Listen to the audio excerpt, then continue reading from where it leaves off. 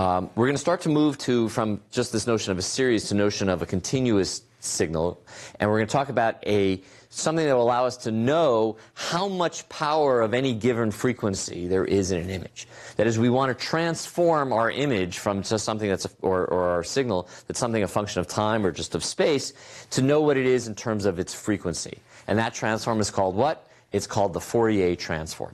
And now we're going to, so we did Fourier series, then we'll go to Fourier transform, and then we'll go to discrete Fourier transform, which will get us to that image stuff. All right? So we want to understand the frequency, and frequency is usually written as omega of our signal. So we want to parameterize, we want to transform our signal instead of by x, which is in space, by omega. And we do that by what's known as the Fourier transform. And the Fourier transform is going to take some spatial signal out, and it's going to give us some properties that encode both the phase and the magnitude for each given omega. Okay, so we need the phase and the magnitude for each given omega.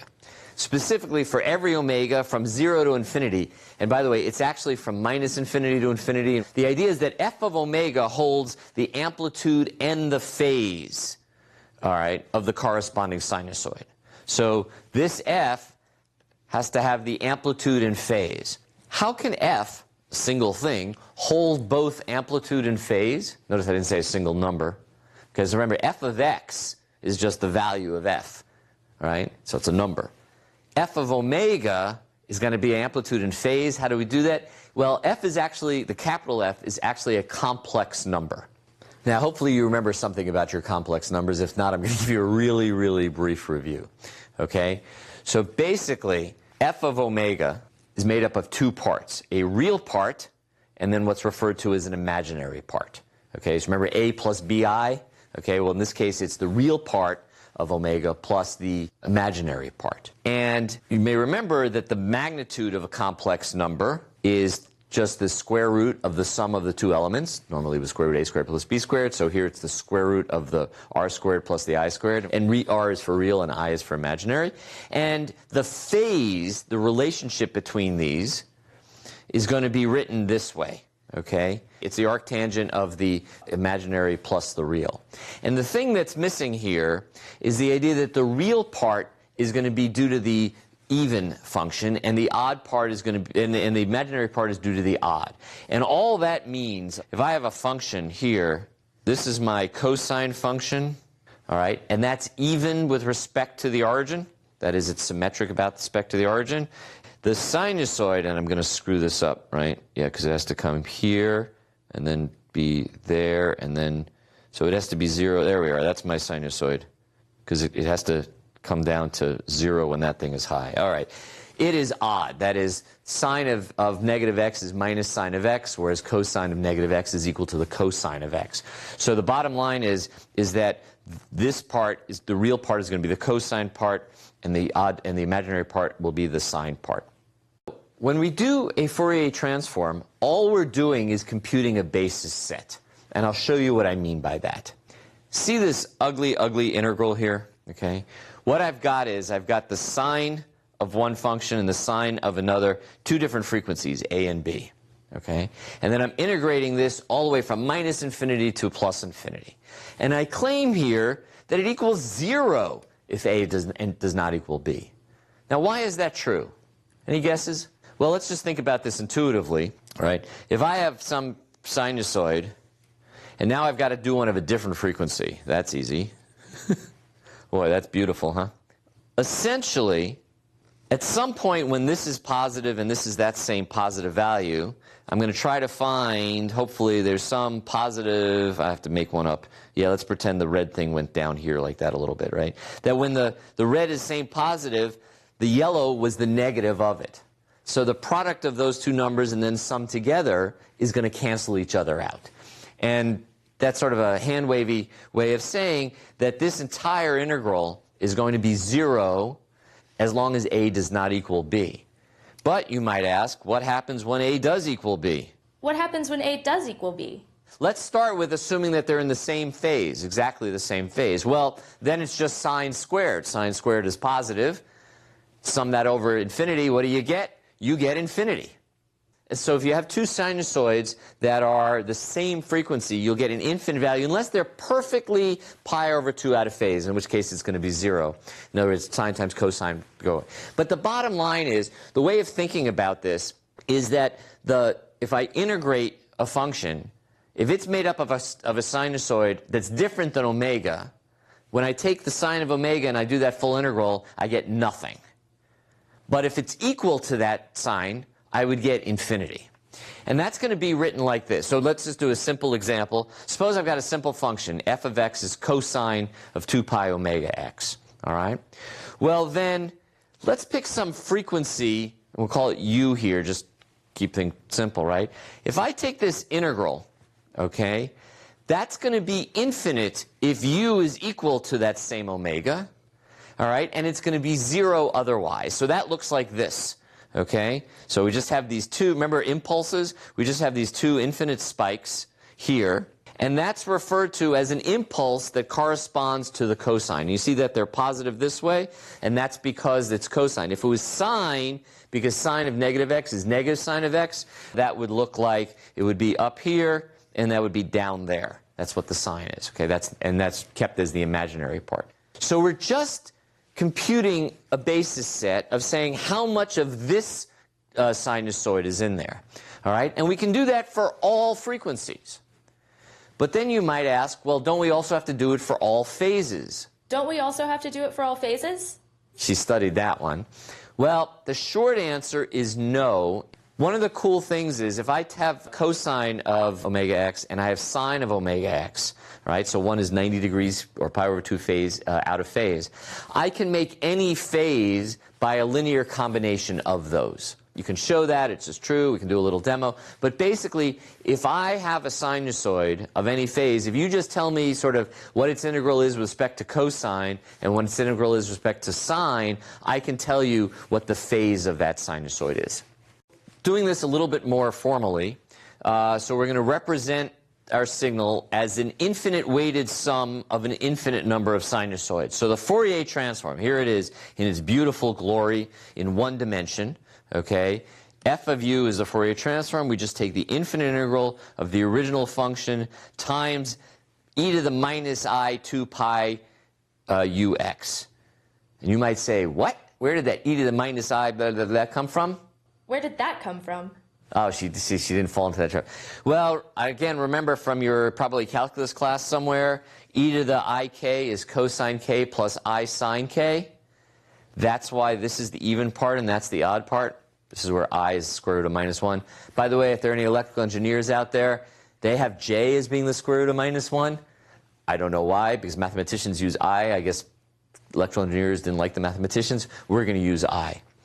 So what the Fourier transform does is it converts from the spatial domain into the frequency domain. And the frequency domain is either written as omega, sometimes as u, as we're doing here, sometimes even s when you're talking about Laplace transforms and stuff like that. But the idea is that this cap f is the frequency spectrum, or I should say it's frequency of f of omega. And we're going to talk about its magnitude in a minute, which is going to be sort of what when we refer to as the spectrum. Just for completeness, by the way, so here we had the Fourier transform. This is the inverse Fourier transform.